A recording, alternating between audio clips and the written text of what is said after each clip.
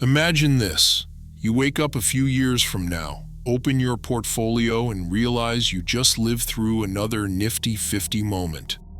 Either you rode the next great leader and held through the noise, or you watched it from the sidelines and bought at the worst possible time. That knot in your stomach right now? That is exactly why we need to talk about NVIDIA and the Nifty 50 properly. So is NVIDIA the new Nifty 50? The honest answer is that it depends on what you mean.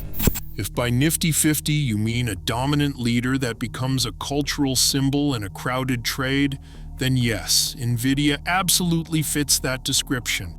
If by Nifty 50 you mean a doomed bubble that must end in disaster, then no, history does not let you make that call so easily. Quick disclaimer before we go any further. This is for education and entertainment only. It is not financial advice and it is not a recommendation to buy or sell any security. So let's run this comparison properly, like a checklist, not like a fortune cookie. First, the similarities. Similarity number 1, narrative dominance. Back in 1972, the narrative was quality growth, buy and hold forever. Today, the narrative is artificial intelligence transformation, compute is the bottleneck, and owning the platform becomes the goal. In both eras, the leader stops being just a company. It turns into a symbol of the whole moment in markets. Similarity number 2, concentration. In both eras, a relatively small group of glamorous leaders drives a huge share of returns. If you owned the leaders, you felt like you were playing the real game. If you did not, you felt left behind. Similarity number 3, valuation confidence. In 1972, investors believed the leaders were so good that valuation almost did not matter. Today, you hear the modern version. The market is enormous. The moat is real. Therefore, the multiple is fine. That can be true. It can also be the point where expectations are so high that even good news is no longer enough. Similarity number 4, institutional comfort. Leaders are easy to own. They are easy to justify to an investment committee or to clients. If you own them and they work, you look smart. If you own them and they fail, you were at least wrong with everyone else. That safety in crowds is powerful. Now, the differences.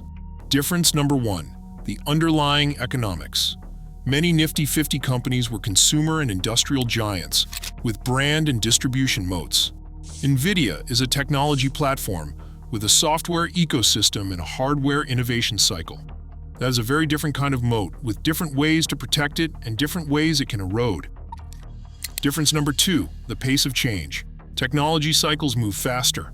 Competition shows up differently. In the 1970s, disruption existed, but the tempo was nothing like modern semiconductors and artificial intelligence infrastructure. Difference number 3, market plumbing. Today we have huge passive index flows, options markets that can amplify every move, and global, always-on information. That can turbocharge momentum on the way up and accelerate selling on the way down. Difference number 4, the artificial intelligence capital expenditure cycle. NVIDIA's demand is tied to big deliberate infrastructure build-outs by mega customers. That can create bursts of spending and then pauses. Some Nifty 50 demand stories were much steadier. So what is the honest synthesis of all this? NVIDIA can absolutely be a long-term winner and still behave like a Nifty 50 style leader, in the sense that it becomes over-owned and overpriced at certain moments. The key risk is not that NVIDIA is fake. The key risk is that NVIDIA gets priced as if the future is a straight line, and history is ruthless with straight lines. Now let's steelman the bull case as strongly as we can. The bull case says that artificial intelligence is a general-purpose technology, like electricity or the internet. Compute demand grows for many years as models get larger. Inference becomes ubiquitous, and every industry builds artificial intelligence into its workflows. NVIDIA stays ahead because its ecosystem is sticky. Its innovation pace is relentless, and its integrated platform keeps customers locked in. Even if competitors show up, the overall market grows faster, and NVIDIA earns extraordinary cash flows for a very long time. In that world, today's valuation can be justified over a multi-year horizon. Now let us steelman the bear case just as strongly. The bear case says that artificial intelligence is real, but the spending cycle is lumpy and subject to budget pressure. Customers optimize workloads, build custom silicon, and diversify suppliers. Margins compress as competition intensifies, and pricing power normalizes. Geopolitics limits certain markets. Meanwhile, the stock has been priced as if the best-case path is the base case. Even if NVIDIA keeps growing, the multiple compresses as expectations reset, and that can mean a very painful drawdown. In that world, NVIDIA is still a great business, but the stock goes through a classic leader repricing. Notice how both stories can be partly true at the same time. The world can adopt artificial intelligence and NVIDIA can still have a major drawdown. The bull case can win in business terms while the bear case wins in stock timing terms for years. That is why the comparison to 1972 is useful. It teaches you that leadership carries two risks at once, business risk and valuation risk. So how do you make this practical? What should you actually watch? Watch the demand narrative. Are we still in build, build, build, or are you hearing more optimize and justify? Watch customer concentration. Are more types of buyers showing up, or are a few hyperscalers still driving most of the story? Watch competition signals.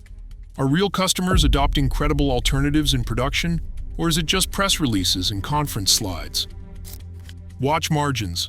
Are they holding, expanding, or starting to normalize? And watch the stock's behavior. Does NVIDIA still lead on strong days and protect on weak days, or has the character of the price action changed? Now let's talk scenarios, because scenarios are how you respect uncertainty. Scenario 1 is persistent leadership. NVIDIA keeps surprising to the upside. Artificial intelligence capital spending stays strong, and the market remains comfortable with a high multiple. In that scenario, the risk is not an immediate crash. The risk is growing concentration and complacency, which set up the next regime change moment. Scenario 2 is the healthy rotation scenario. NVIDIA is fine, but other sectors and other leaders catch up. Market breadth improves, and the overall market becomes less dependent on a single hero stock.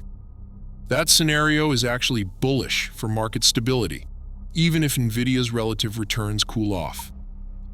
Scenario 3 is the expectation reset scenario. NVIDIA keeps growing, but at a slower pace than the market had priced in. The valuation multiple compresses. This is the classic Nifty 50 outcome. The business remains good, but the stock is painful for a while. Scenario 4 is the regime shock scenario. Something big changes in interest rates, policy, energy constraints, or geopolitics, and the market reprices risk across the board. In that kind of shock, leaders often get hit first and hardest because they have the most premium built into their prices. This is where I say the boring sentence that actually saves people. You do not need to predict which scenario will happen. You need to know what evidence would tell you the market is moving from one scenario to another. That is why we spent 9 videos building the checklist. The checklist is how you stay grounded when social media is on fire. So, is NVIDIA the new Nifty 50? Here's my answer in one sentence. NVIDIA is a modern market leader that carries Nifty 50 style risks. When it turns into a one-decision story at a high valuation in a regime that can change, that is not bullish or bearish. That is conditional. And I want to end on the most important lesson of all. History does not warn you by repeating the same stock. It warns you by repeating the same human behavior. The behavior is certainty. The behavior is crowding. The behavior is treating price as irrelevant because the story feels inevitable. If you can spot that behavior, you can respect leaders without worshiping them. If you enjoyed this series, tell me what you want next. Do you want a comparison between NVIDIA and another era, like late 1990s tech? Or do you want to go through another modern leader and compare the old one decision idea to the Magnificent Seven as a group?